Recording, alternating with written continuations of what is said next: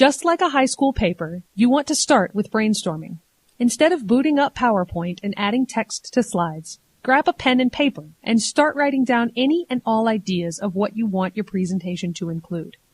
Starting on paper might seem like a waste of time, but it will save time later when you develop your presentation into its final form. On paper, you can cross out, rewrite, toss out, and move your ideas around without worrying about its appearance. Once you've created a presentation design that you like, transferring it to the computer will be much easier. Before you begin to draft your slides and script, you want to start by asking yourself what your one message is. This is what your presentation is all about. What is the one piece of information you want your audience to remember when they walk away? Starting with your one message is a way of beginning with the end in mind. Instead of starting by deciding what color scheme your slides will have, or how many lines per bullet you will use, begin with visualizing the end result.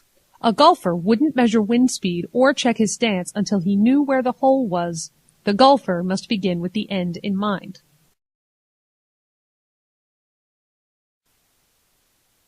We will look at 3 ways to design simple, memorable slides. That is through the use of images, a high signal-to-noise ratio, and empty space. Slides should reinforce, not repeat, your words.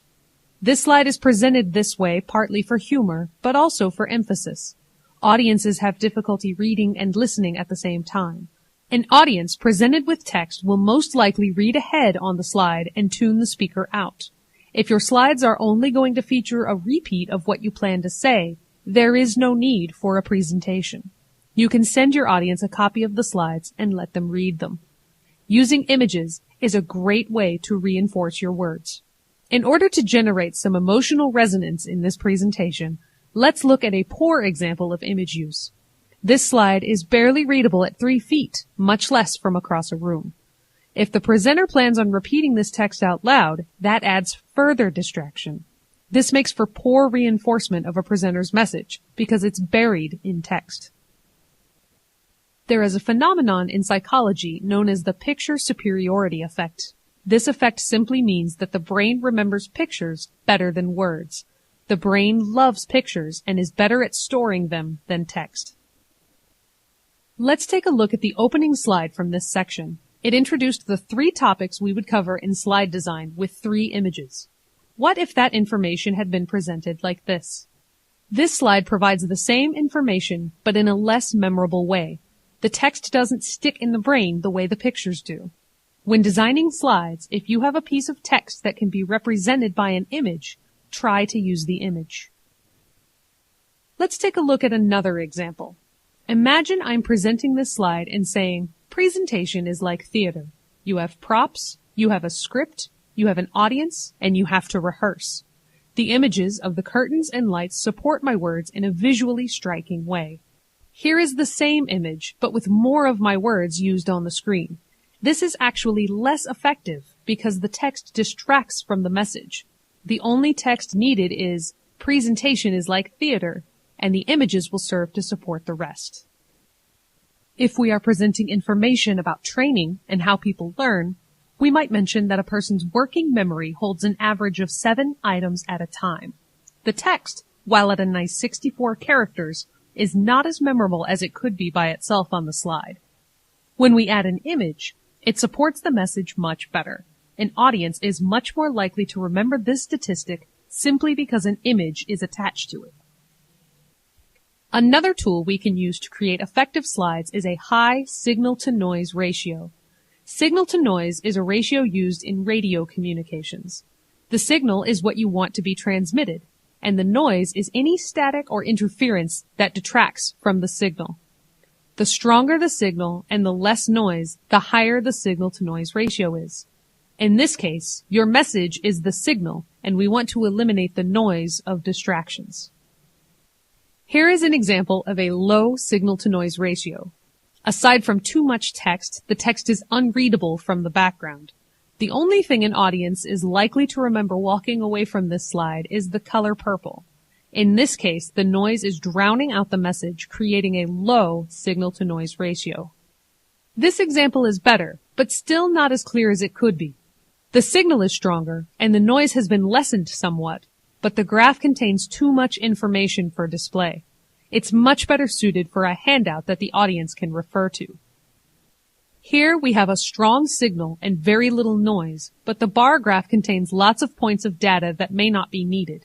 Depending on what we're trying to say, we may not need each point of data. If we're comparing unemployment rates of New York State to its neighbors, we may not need as many. Here is the same slide, but with only 3 pieces of data.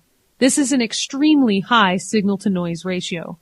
There is very little on the slide to distract from the message. If the data related to other states from the previous image was necessary to the presentation, they could be included in a handout. The final aspect of effective slides is the use of empty space. This is a piece of visual design that comes from graphic design and can often be a matter of personal preference. It is not necessary to use every bit of space on a slide for text, images, or information. Empty space, aside from eliminating noise from your visuals, can help direct an audience member's eye to what is important. Here, the slide provides no help in directing the eye to what is important. On this slide, everything has been made important, which means that nothing is important. Let's take a look at our slide from earlier comparing presentations to theater. The visuals are striking and provide a nice backdrop to the message the slide is conveying, but the same message could be done with less. Here, we have lots of empty space, and the eye is directed at the message. The curtain along the left side helps to support the theater imagery, and the black background on the slide makes the text pop. Here, using more empty space has created a stronger message. The same technique can be applied to text instead of an image. Here, we have our memory statistic from before, which we could shorten to create more empty space. While the full text of the statistic is no longer there, the number is, which is the most important part of the message.